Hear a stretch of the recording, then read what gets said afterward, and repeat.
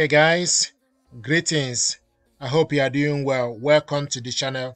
If you are new to this channel and if you are, please consider to subscribe and help the channel.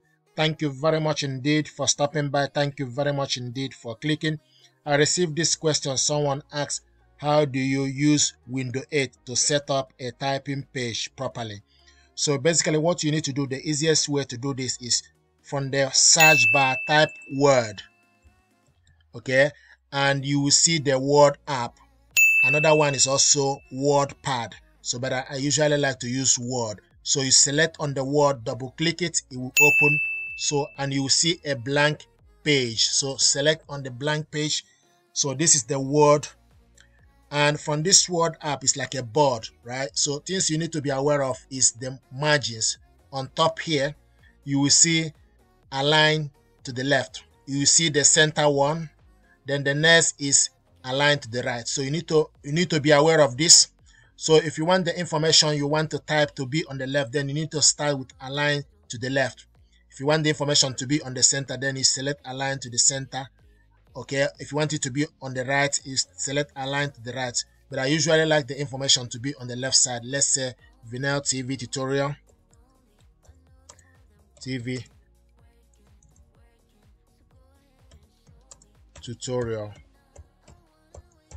Okay, and this Vinyl TV tutorial, you scroll down from here. Okay, you see themes fonts. So this font, depending on the boldness or the text, how you want the text to look, I usually use Arial. And so this is Arial. If you scroll, if you copy it, make sure you copy the information. Okay, copy the information, then you scroll down to the front and select Arial.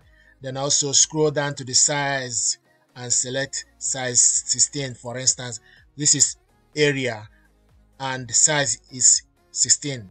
So font is the Arial, size is 16. Then if you want this information, so this information is aligned to the left. If you want this information to be on the center, okay, you need to put the cursor, go on top and select center. The information is now on the center. If you want this information to be on the right, okay, you need to select align to the right. The information is now moved to the right.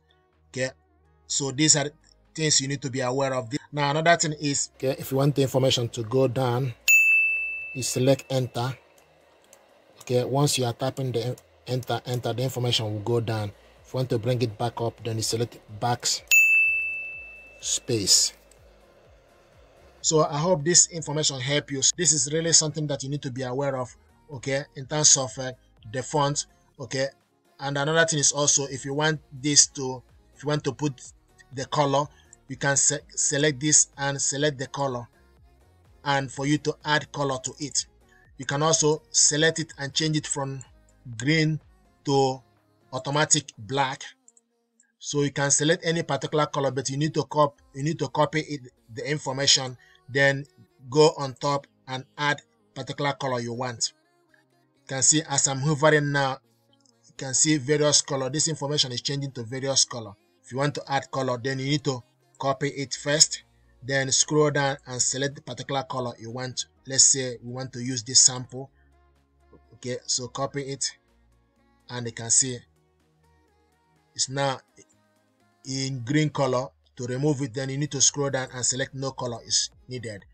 Okay, so this is then. If you want this information now is in capital, if you want it to be in small letter, then you need to scroll down, okay, and change sentence case and change it to lowercase, and you can see. But you need to make sure you selected all for you to change it to lowercase.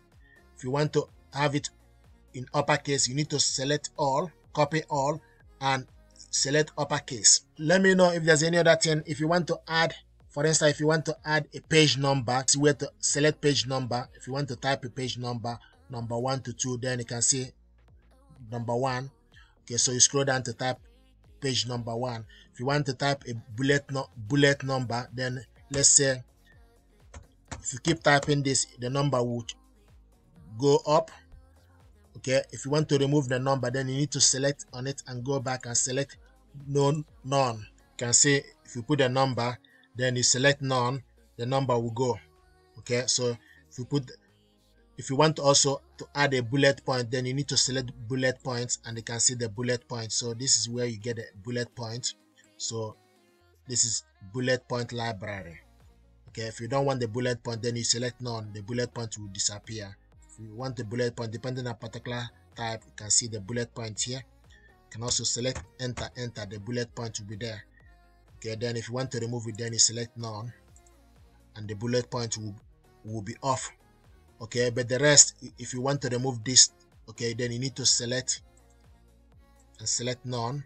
So you need to make sure you put the cursor on particular one for you to be able to remove it. Select none, and you can see it's off now. Okay, so I hope this helped you. Let me know if there's any other thing you need to know, things you need to make sure just to align the information to the left, or align the information to the center, or align information to the right. You can also select Control plus L, okay, for you to align the information to the left, or Control plus E is for the center. Control plus R is for you to align the information to the right. Thank you very much indeed, and stay blessed. Thank you.